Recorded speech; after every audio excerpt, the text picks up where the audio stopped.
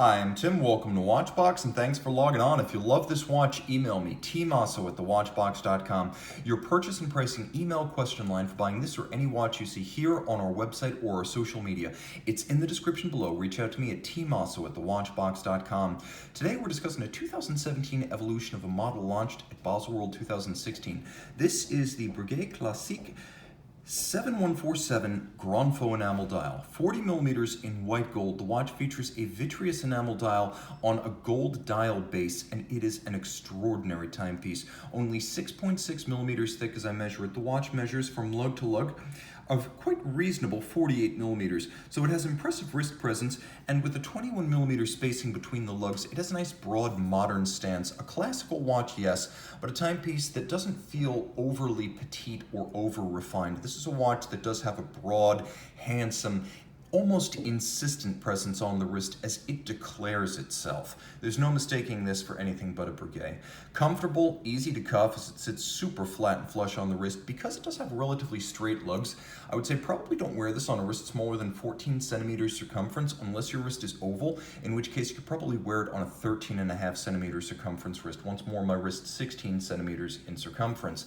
Taking a quick look at the hardware and the software, it's quality stuff. Breguet using a combination of, as you can see, screws and then set screws to fix the strap to the case. That's far more secure than spring bars. A little bit more expensive to create, but then again, a watch like this deserves it. More secure than spring bars. Affixing a large rectangular scale alligator leather strap in black, semi-gloss, monotone stitch, a folded edge, calfskin on the underside. You can see a brand new Breguet factory strap, and then there is a handsome and simple Breguet white gold buckle. Not much to say here, just that it is a thoughtful brand-specific part, not a default design. And like the lugs, it's held on with a screw for security. The case band is handsome and handmade. These are cold rolled and then hand finished to create the coining. You can see that the lugs are welded on rather than held into a slot or fixed with a screw. This is old school case construction, and it requires a lot of hand finishing to remove the evidence of the clotted weld once finished. So this is an extensively handmade case. The mid case is defined, as you can see, by the overlapping lip of the case back and the bezel, and then the bezel is domed in profile with a simple Breguet B branded crown. Rolling over to the dial side, this is where the action happens. On this watch, the Grand Faux enamel dial is extraordinary. Compared to the predecessor, this watch includes a one-piece full vitreous enamel dial. The watch that preceded this would have had a disc cut into the enamel and then a smaller disc underneath it with a shear slice through the dial. This is done as one piece. It's a much cleaner look, and as you can see from some angles, the bowl-shaped indentation for the small seconds almost vanishes. Refinement is superb. You can see there is an alternating index pattern outboard of each of the numerals. The numerals themselves, like the rest of the dial and its steel fired blue hands, designed to evoke Breguet pocket watches from the era of Abraham Louis Breguet and his sons. You can also see this is a Grand Faux enamel dial, which means not only is it basically glass that's painted onto a gold base, it is then fired up to 20 times at 800 degrees Celsius to create the lustrous, deep, glossy, gleaming, and tarnish-immune, oxidation-immune dial that you see right here. It will look wet and bottomless in perpetuity. Now, there is the Breguet secret signature on this dial, but it is as secret as that signature has ever been. It's literally equidistant between the cannon pinion and the 3. And if you can't see it, neither can I. I had to loop it and hold it every which way against the light to see the secret signature, but rest assured it's there, and it is as stealthy as that secret signature has ever been. Once more, those hands, Breguet style, have been fired, not dyed, to create that blue color.